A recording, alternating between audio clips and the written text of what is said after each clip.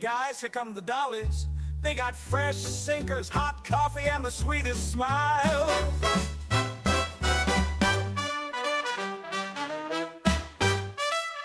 Welcome back to the Clubmobile, everybody. We're so happy to have you joining us today. Hey everyone, welcome back. We are joined by, I feel very honored. This is a big one for us, guys. We are sitting down with Miss Terry Harmon, who is a Donut Dolly, and Terry served with the Red Cross during the Vietnam War. And Terry, thank you so much for joining us today. You're welcome, Gabby. Pleased to be here. Looking forward to it. And you came in your us too. uniform, which is, I noticed that when you sat down, you had your uniform on. Cute. Yes. I love it. I love that. It's a replica. My original one disappeared at my mother's house, and I wouldn't fit in it anyway. I was gonna say, is it the original, and is it the one that you have had the entire time? When we first began speaking with you, I was instantly curious to know, what was it that spurred you to volunteer for the program? Because of course the program wasn't the Clubmobile program for Vietnam, it was the SRAO, right? Right. That's supplemental activities. Yeah. Recreation activities overseas. There were several compelling reasons that inspired me to volunteer to serve in Vietnam. I suppose the first had to be the news of the time. Every night on the news, we were hearing the body count from Vietnam.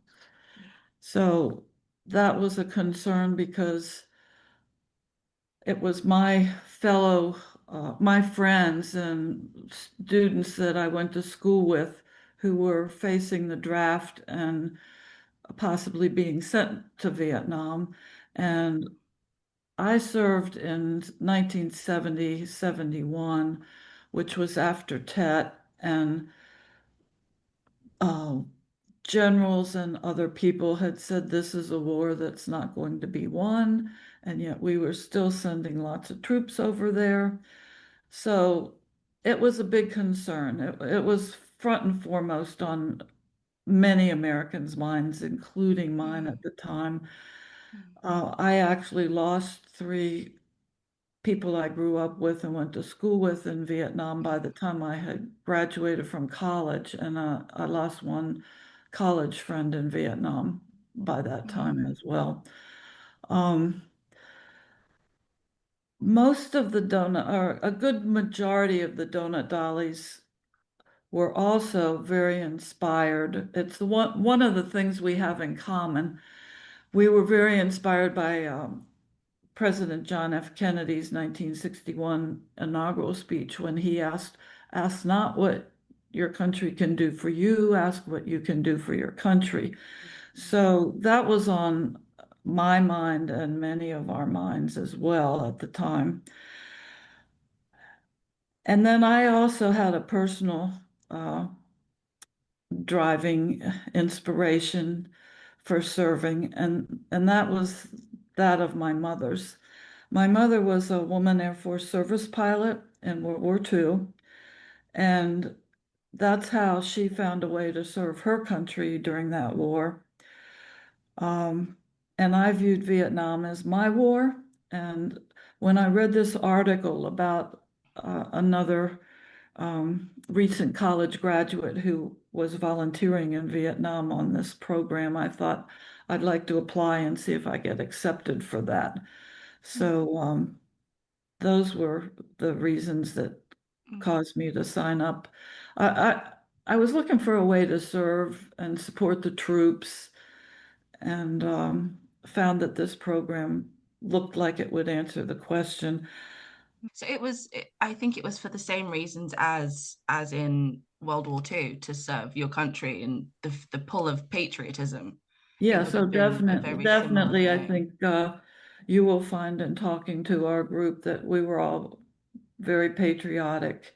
No matter how we felt about the war, we were there to support the troops in our country. Yeah. Right. Right. Yeah. Was it a very rigorous process to interview and join the SRAO? Because I know that during World War II, there were very strict guidelines for women to join the Red Cross and become Clubmobile Girls. There was an age bracket. Was there a very strict kind of list of boxes you had to tick? I would say yes, definitely, though I wasn't too aware or concerned about that. Mhm. We had to be college graduates, and the idea of that was that that would make us generally a few years older than the average age of the troops. Um, so we were all 21, mostly 21 and above. Mm. Um, we had to have an outgoing personality, which I don't really feel that I had. And yeah, I the main there were strict regular, things that they were looking for, but mostly it was the college graduate, the age that they wanted you to be, and they wanted a variety of backgrounds. Uh, we all had a there were a lot of different majors represented because we went over there and we developed these programs that enabled us to interact and visit with the troops, and so we by having a variety of backgrounds we were able to bring a diverse background of interest to those programs. Right. Very As far exciting. as we interviewed, I grew up right outside of Washington, D.C., so it was pretty convenient for me, though at the time, when I graduated from college, I was working at the University of Kentucky. So at some point, I had to go up to Washington, D.C. for an interview. Mm. And we had to pass a medical exam. We had to be in very good health. And then when we were apparently, and I don't have the numbers, quite a few uh, people applied. They didn't accept everybody. Um, but once we were accepted, we were given a schedule of when our training program would occur in Washington, D.C. at the Red Cross headquarters.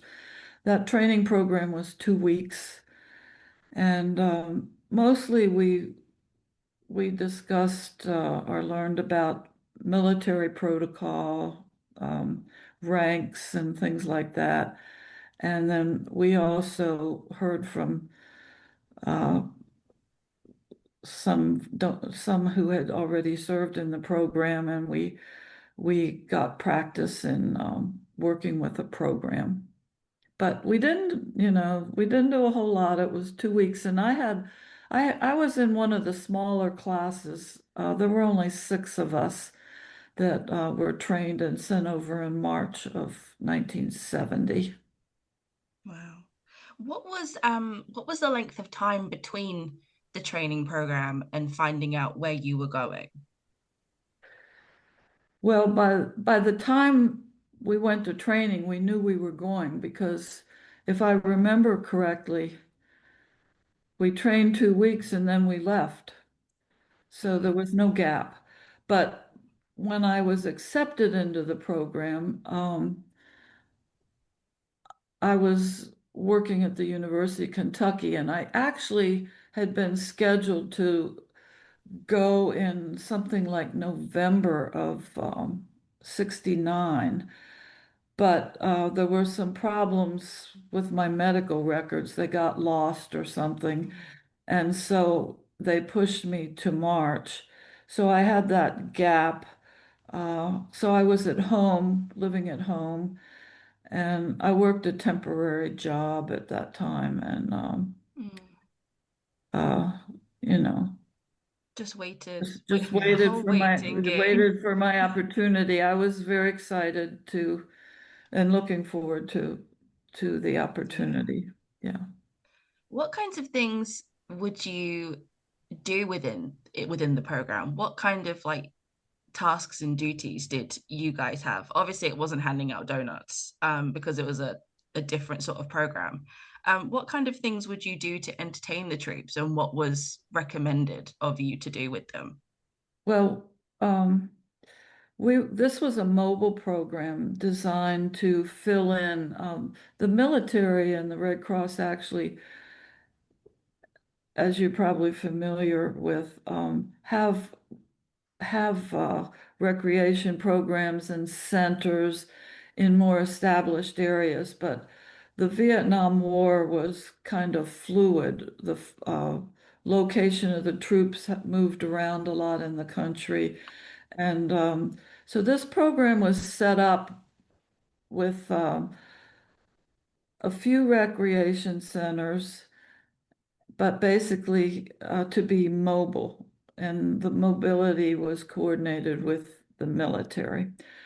Um, I happened to be assigned at Cameron Air Base for 5 months and then out of Da Nang for 7 months. And both of those locations had recreation centers in conjunction with them.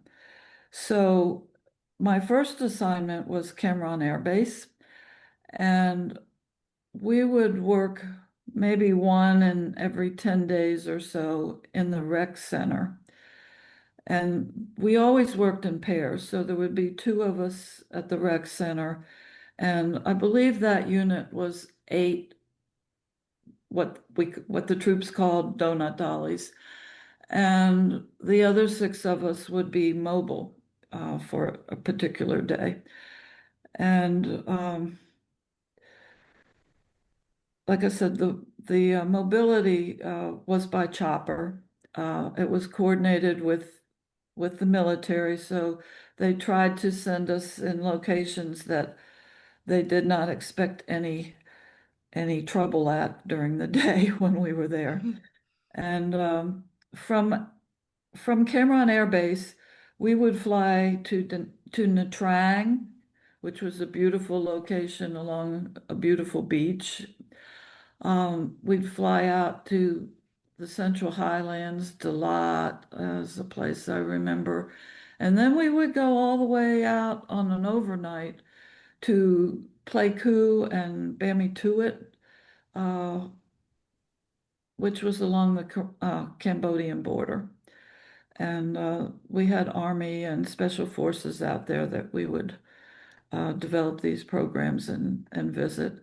And working in the rec center, of course, what the rec centers had as far as equipment varied, but at Cameron, we had a pool table and foosball, a lot of tables for the men to come in and they like to come in and play cards.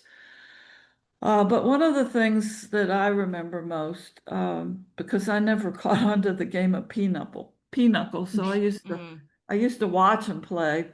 But one of the things I recall doing most in the rec center was just listening.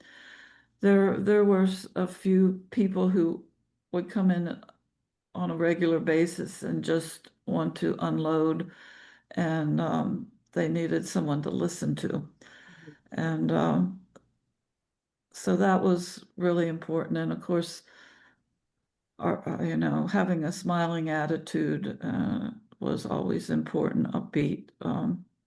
So Mm. as far as the mobile program goes, we would develop these programs and we would use, basically we didn't have a lot of fancy equipment or materials or resources. We used cardboard and a lot of ingenuity to develop our programs. Um, we put them together. The one I remember most doing myself was based on baseball, and I had contacted Major League Baseball in the United States, and they had sent me some photos of some of the more well-known players, and they sent me a baseball cap from every major league team that I used when I had someone come up from the group that we were programming to, and they could pick what hat they wanted to wear for what we were going to do. And the programs usually involved asking questions, and we divide the group into usually halves and have them compete against each other. But we would fly out in a helicopter. We would make, I would say, 5 or 6 stops a day, which one of them would include lunch, where we usually served lunch on the mess chow line. And the helicopter would drop us off with our big canvas program bag. And then the helicopter would leave. So we would just be out there on the fire base with the troops in our little blue uniform. And the reason the helicopters would leave because they were obvious targets. We would spend about an hour programming, and the helicopter would come back and pick us up. The program was a way, because we never knew if we were going to see 5 men or 200. It was a way for us to interact with whatever group we were visiting in an hour, and give the men an idea or a feeling that they kind of had a little bit of a personal interaction with us, with this question and answer back and forth. Some Donut Dollies could play the guitar. That was not me. We also had a few magic tricks we might do. Just lots of things, a few jokes. We always started our program out with hi, and we always flew as well in pairs. Hi, I'm Terry from Silver Spring, Maryland, and of course we'd get a big cheer from the men. They were always so glad to see us and so welcoming. I was Once I signed up for this program, I started wondering, why did I do this? Because the last thing I like to do is get in front of a bunch of people, you know.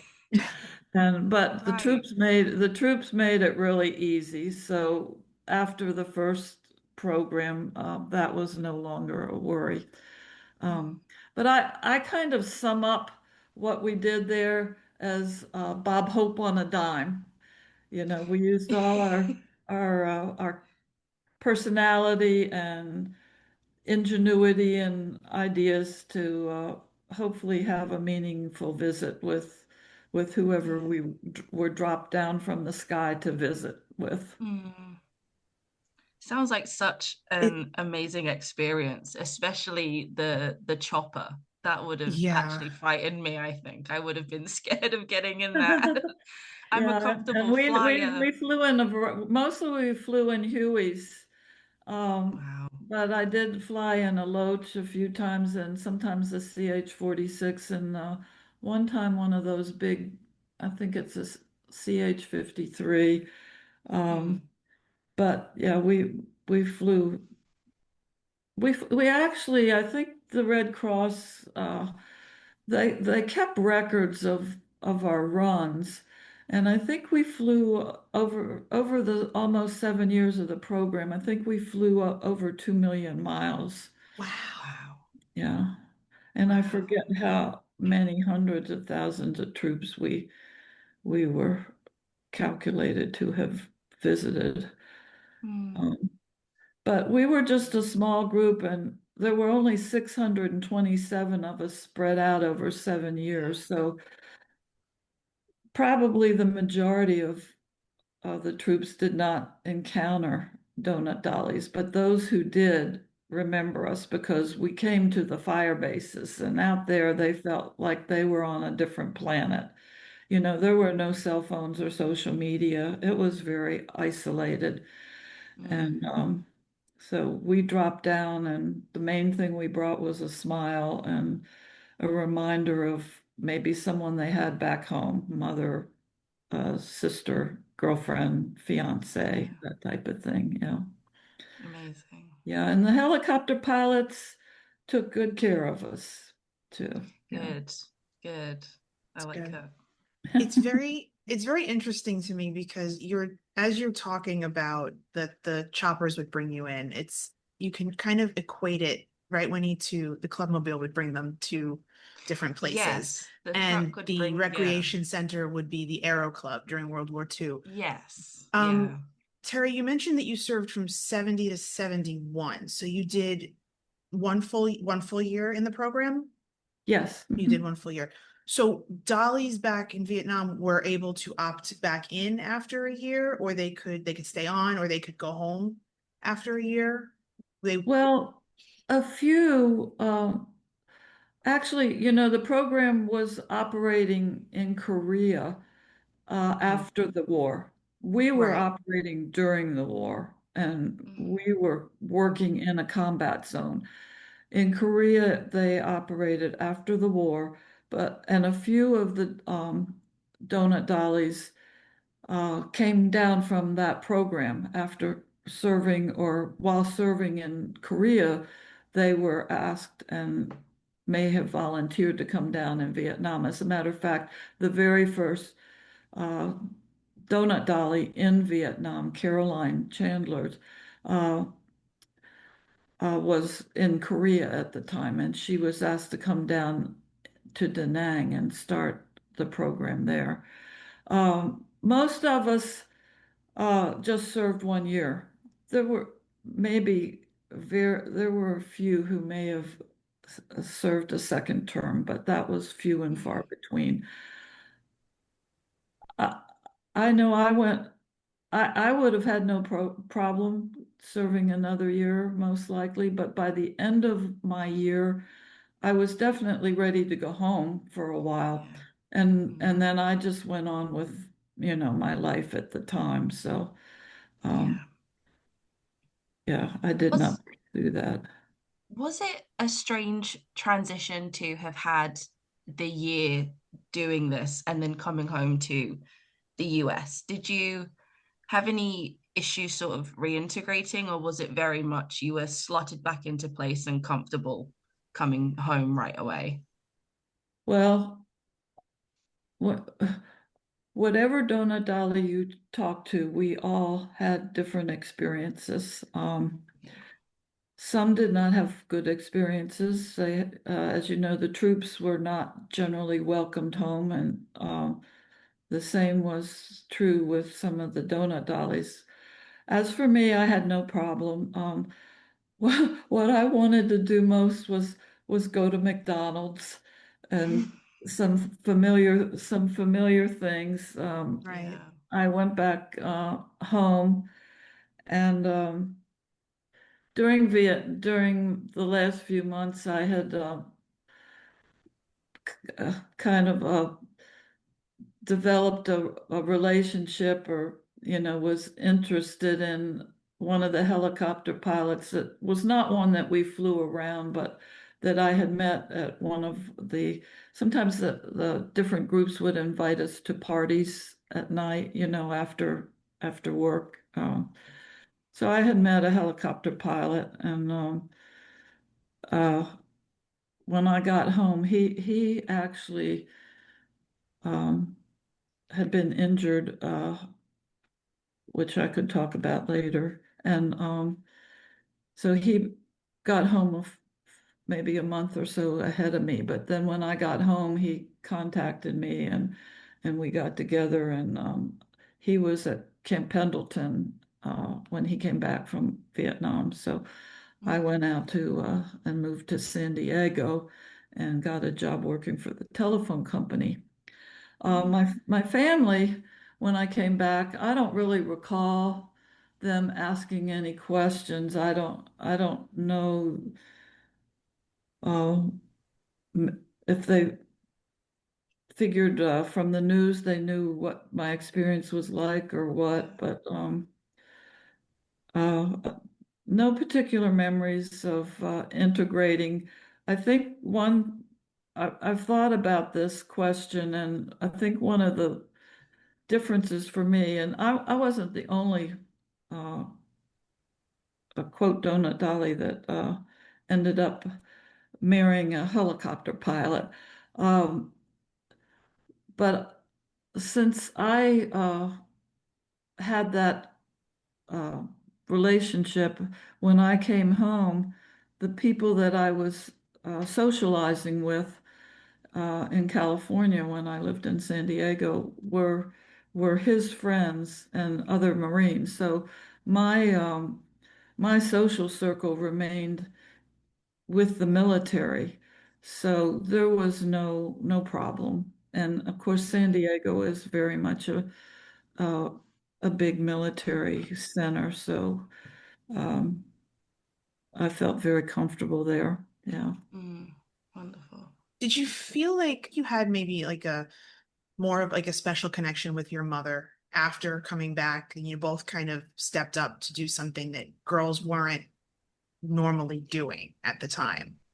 Did you Mm. feel like you kind of shared this special, yeah, I did that and I did that and we really did what girls weren't expected to do during the time? Well, I hadn't thought about that exactly, but I think you're right. Since my mother was a World War II pilot, um, there was a lot of later on in her years, there was a lot of attention to that group of women for various reasons. Mm. Uh, they were awarded a Congressional Gold Medal. There was a lot of interest in them. My mother went did a lot of speaking engagements and went to a lot of events. And as she was older, I would take her there and attend with her. And often we would meet a Vietnam veteran, and she would be proud to point out that her daughter had served in Vietnam with the Red Cross. And so, yeah, it provided a special connection for us. And it wasn't necessarily right away. It was much later. It was Mm. when she, after my kids were grown, and I was, uh, just working and had time to attend these events with my mother. Yeah, Right. yeah, yeah. And one of the events I went to, I recall meeting this one Vietnam veteran, and he said, I did not come across or meet any Donut Dollies when I was in Vietnam, but it did me good just to know you were there. Mm. And that was kind of the beginning for me of starting to understand how much our presence in Vietnam Right. meant to the troops. Mm. Of course, when we showed up at a fire base back in the day and introduced ourselves and got that great welcome, we knew they were glad to see us. But what most of us, I think, did not realize would be the lasting impact that our brief encounters Mm. had with those that we saw when we traveled out to the fire bases or played pool with them or cards or listened to them at the rec centers. It it's just kind of blown my mind to there are several stories that have run in the media about uh, Vietnam veterans who have tracked down the Donut Dolly that they met 50, 60 years ago just to Wow. say thank you. Yeah. I love that. Um, And let me use that to further say there's a current effort in Congress that came from Vietnam veterans to recognize specifically the Vietnam Donut Dollies service in a war zone in Vietnam with a Congressional Gold Medal. So that is in Congress currently. and That's it's well It incredible. has deserved. quite a ways to go, but that also came from our troops. Well, Yeah. That's incredibly sweet. I really like that. do. And Yeah. we're more than happy to, of course, champion any Oh, kind of cause absolutely. like that.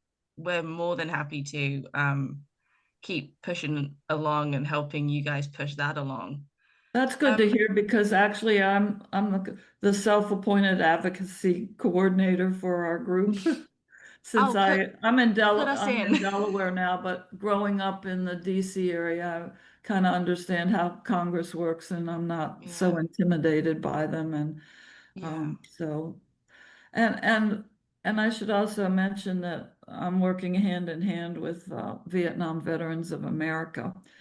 And I was just in there about a week ago, and I wanted to meet. There had been some personnel changes, so I wanted to meet some of the people I would be working with, and it so happened Mm. as well that the governing board of VVA was in town, so I got to meet the president of Vietnam Veterans of America and other Wow. members of the board who I'd been wanting to meet. And during that meeting, the discussion came up about an honorary membership. And the other Donut Dollies don't know that this right now, but I'm about to send an email out to everyone that the Vietnam Veterans of America want to honor us with an honorary membership in their organization. Amazing. So well deserved. Yeah. Absolutely so well So deserved. deserved. Yeah, I mean, when you that's so think wonderful. about it, and we try to remind our viewers and our listeners all the time that whether it was Vietnam, World War II, the women who served with the Red Cross, who picked up their lives and went into active war zones, were civilians. They were not obligated to do this, Yes. and they made a Mm. conscious choice. And I think that to me, that's one of the most incredible things a person can do. You weren't Yeah, drafted, there was no conscription. You just decided, I have to go. Right. And like yeah, I said, the war was first and foremost on many people's minds at that Yeah. time. It was the news Mhm. of the day. And it was my contemporaries that were going over there and putting their lives on the line, yeah, for our yeah. country, you know. Did any of your fellow friend group of other women, did they also join the Red Cross with you, or was it just you from your circle of friends in terms of female friends? It was just me. Just you? Yeah. Wow. That makes it even more admirable because you're Yeah. not going along with someone. You have made the conscious decision to do it yourself. Yeah. Yeah. Were fire bases the only places that you would go to? Would you also go to hospitals and boost morale there with activities, or was it just bases and rec centers? Um, the hospitals were not part of our mission, our normal Right. job. But yes, we did volunteer after hours, or on if we had days off. I don't remember that it was once a week, but sometimes on a day off, we would either maybe go to an orphanage or we would go to a hospital. This was extra. And so I only remember going a couple times, but one of the visits was one of the most memorable moments of my time in Vietnam. And that was when I was in Da Nang and I was in the hospital visiting with a Marine who had just lost both his legs, and he was in good condition and good spirits, amazingly, Hmm. very upbeat. I helped him write a letter home, and he was talking about how proud he was to be a Texan and serve his country as a Marine. And he had a big Texas flag flying behind his cot, and it was he made it so easy to visit with him in spite of his injuries.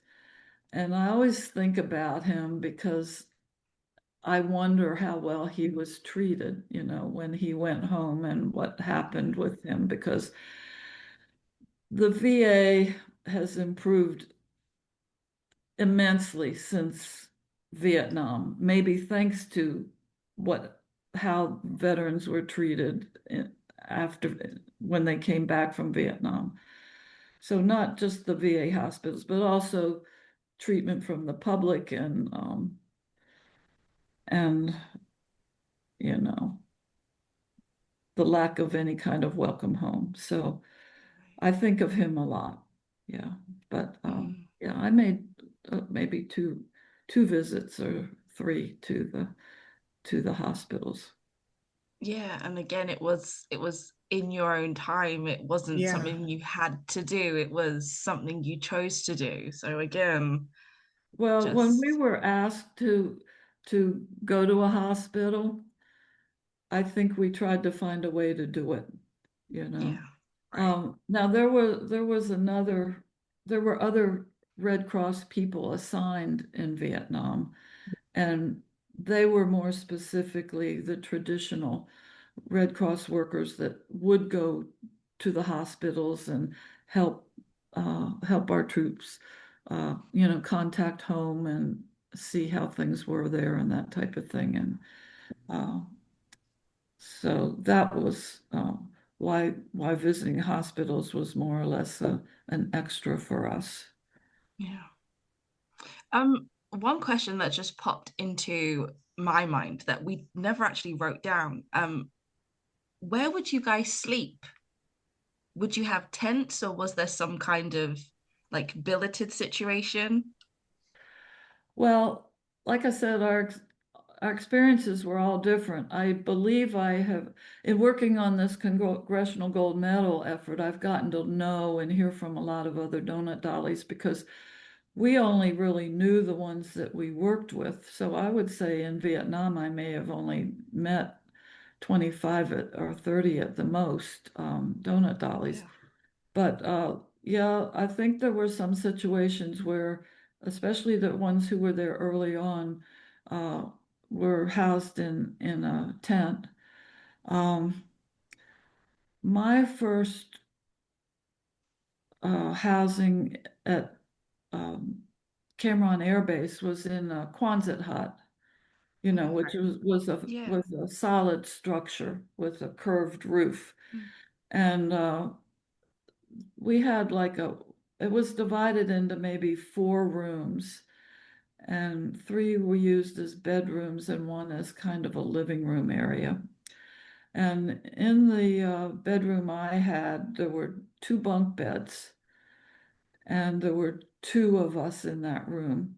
Penny Evans, who I trained with, actually was on the first assignment with me as well, and we were in the bunk together and did a lot of programming together out of Cameron.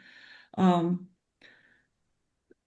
and so that was nice enough. And then when I was transferred to Da Nang, um, the first place we were housed in was a 2-story wooden structure uh, where nurses were also living. But at some point, we were relocated to a Navy base um, across from Marble Mountain.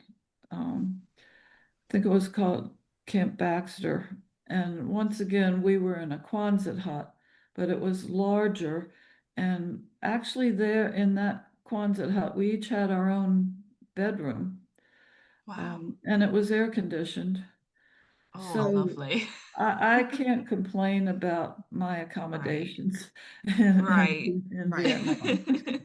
They were I they wasn't were ex just wasn't expecting the air conditioning to come up. I wasn't yeah. expecting Yeah. that. I thought they'd leave you to sweat. I'm pretty sure it was air conditioned. I don't remember getting too hot. Yeah, no.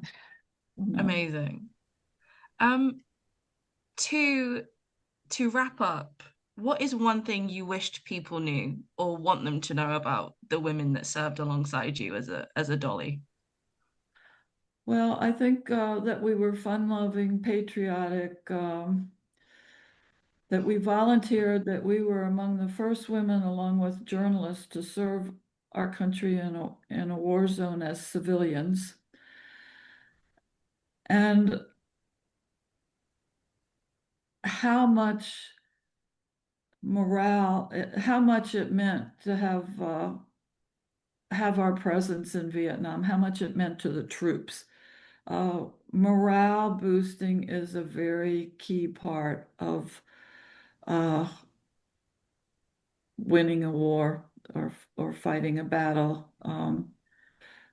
And by the time I was in Vietnam, the troops were very demoralized. And so our presence really, really did strike a note with the men that we happened to see. Yeah.